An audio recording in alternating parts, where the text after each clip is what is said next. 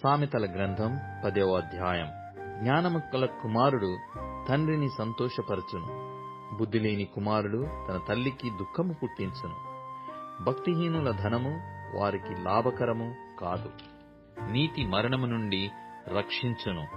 యెహోవా నీతిమంతుని ఆకలిగొననీయడు, భక్తిహీనుని ఆశను భంగము చేయును.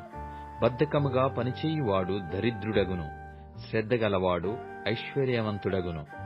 వేసవి కాలమున కూర్చువాడు బుద్ధిగల కుమారుడు, కోతకాలమందు నిద్రించువాడు సిగ్గుపరచు కుమారుడు.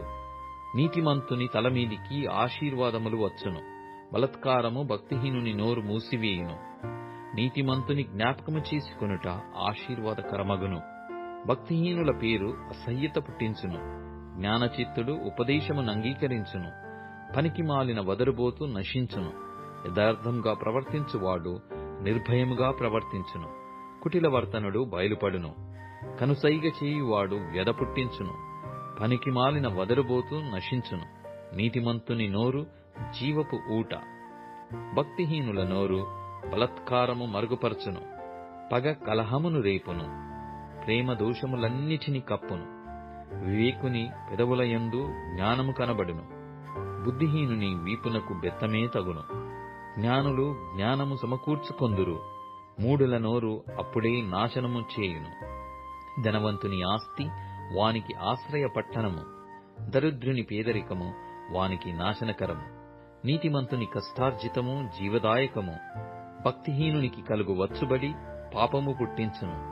ఉపదేశము అంగీకరించువాడు జీవమార్గములో ఉన్నాడు, గద్దింపునకు లోబడినివాడు త్రోవ తప్పును. అంతరంగమున పగముంచుకొనువాడు అబద్ధికుడు, కొండెము ప్రచురము చేయువాడు బుద్ధిహీనుడు. విస్తారమైన మాటలలో దోషముండక మానదు, తన పెదవులను మూసికొనువాడు బుద్ధిమంతుడు. నీతిమంతుని నాలుక ప్రశస్తమైన వెండి వంటిది, భక్తిహీనుల ఆలోచన పనికిమాలినది. నీతిమంతుని పెదవులు అనేకులకు ఉపదేశించును, బుద్ధి లేకపోవుట చేత మూఢులు చనిపోవుదురు. యెహోవా ఆశీర్వాదము ఐశ్వర్యమిచ్చును, నరుల కష్టము చేత ఆ ఆశీర్వాదము ఎక్కువ కాదు.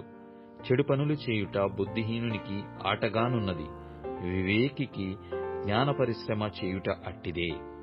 భక్తిహీనుడు దేనికి భయపడునో అది వాని మీదికి వచ్చును, నీతిమంతులు ఆశించున్నది వారికి దొరుకును.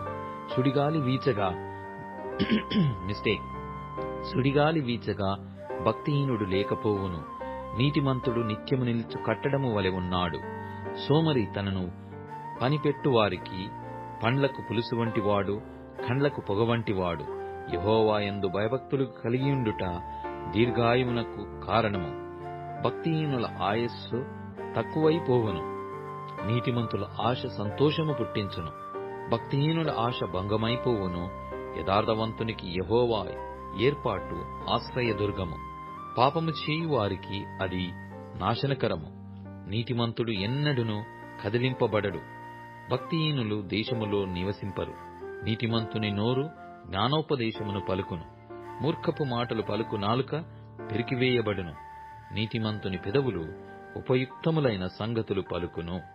భక్తిహీనుల నోట మూర్ఖపు మాటలు వచ్చును.